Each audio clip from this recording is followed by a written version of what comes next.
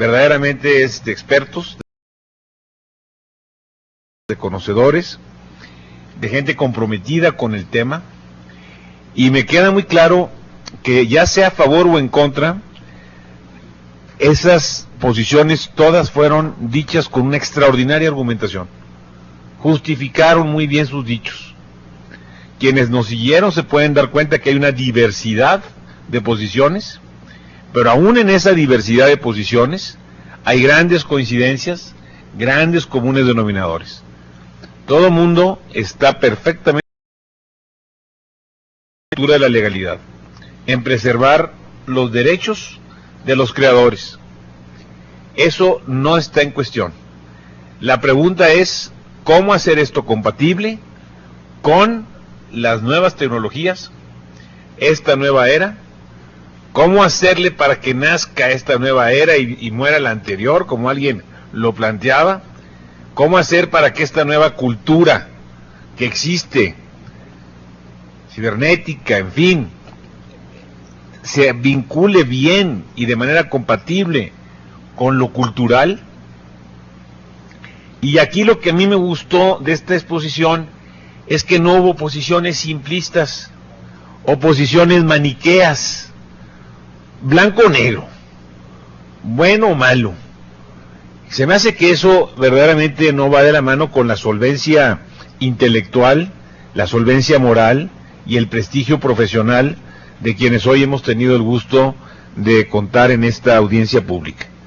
Supieron manejar los matices, sí a favor en esto, pero con la condición de que tampoco se lastime esto otro. O sea, me parecieron verdaderamente que eran posiciones en donde no se veía el tema de protección de los derechos de autor y de los derechos fundamentales de usuarios y del progreso que significa Internet y de la libertad de expresión y de los derechos fundamentales como factores mutuamente excluyentes.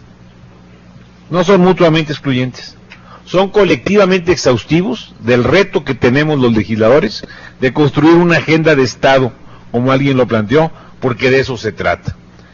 Y alguien lo mencionó y mencionó bien, que además un beneficio, entre comillas, de este proyecto de acuerdo, es que detonó y puso en la agenda pública un tema de vital importancia para nuestro país.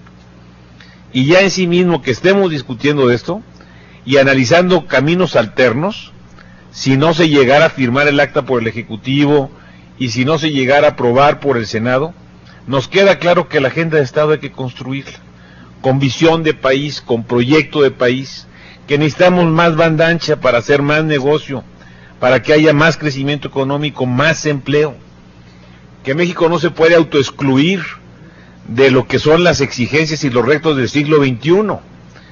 Es más, simplemente la naturaleza no nos puso los ojos en la nuca, nos los puso enfrente y ve para adelante.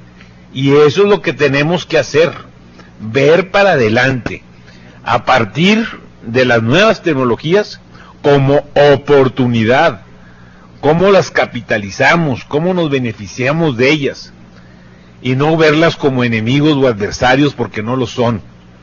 Al contrario, son aliados del progreso. A mí me ha quedado claro que este debe ser un instrumento democrático, un instrumento que contribuya a reducir la brecha social, reduciendo la brecha digital. Yo creo que si se amplía la brecha digital, también va a ser la social. O sea, esto está muy asociado a la justicia social, está asociado al progreso de México y sobre todo de los que menos tienen. Ese es el reto, que no sea 30-70, que sea 70-30. Me refiero 30% que tenemos acceso y 70% que no tienen. Lo que tenemos que hacer es cómo lograr que sea el 70% los que tengan acceso, y bueno, pues el 30% no, a lo mejor porque tengan más de 70 años, supongo, ¿verdad? Por eso, pero bueno, aún ellos, ¿por qué no? En fin, es para todos. Yo finalmente les digo que me voy con la enorme satisfacción de haber visto desde muy diversos puntos. Hubo quienes por su formación profesional privilegiaron el enfoque jurídico, extraordinariamente bien analizado. Otros privilegiaron el enfoque económico porque pues son economistas. Otros el enfoque técnico.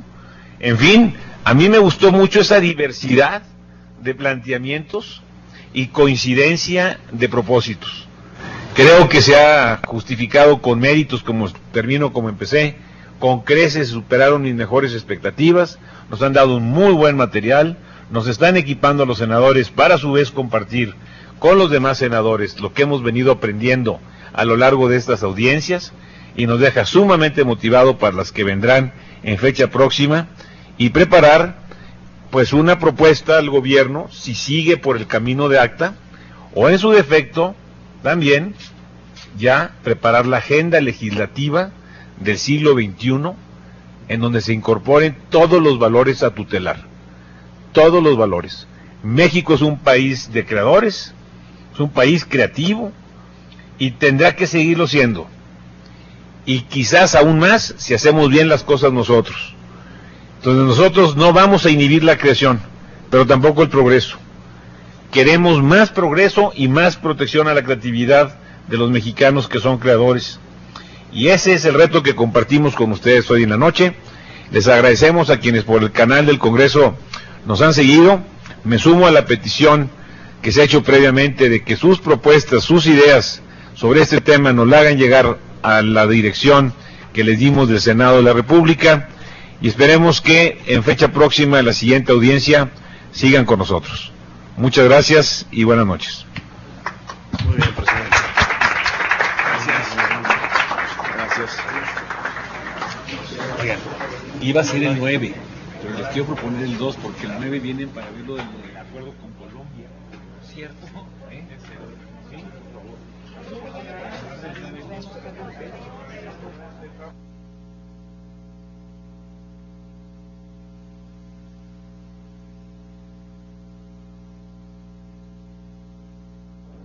En el centro de la